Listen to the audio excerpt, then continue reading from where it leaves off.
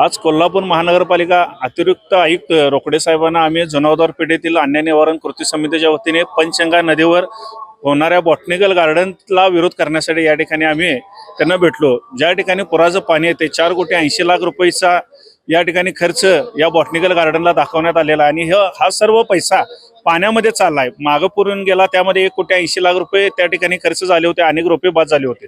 तरी पण आता या ठिकाणी न सुधारता महापालिकेनं पुन्हा एकदा त्या ठिकाणी काम करण्याचा प्रयत्न करत आहेत। आम्ही या ठिकाणी येऊन आयुक्तांना एवढंच सांगितलेलं आहे की जर आपण काम चालू केलं तर जनतेच्या रोषाला आपल्याला सामोरं जायला लागेल, त्यापेक्षा त्या ठिकाणी मैदानाला तुम्ही आरक्षण टाका आणि याबाबत आम्ही आता त्यांना मागणी केलेली आहे। अन्यथा आम्ही महानगरपालिकेचे सर्व जे अधिकारी आहेत त्यांच्यावर आम्ही गुन्हे दाखल करू, कारण हा पैसा आमच्या जनतेच्या खिशातला आहे आणि ह्याचा जर चुकीच्या पद्धतीनं या ठिकाणी खर्च केला जात असेल त्याला सर्वस्व महापालिका प्रशासन जबाबदार राहणार।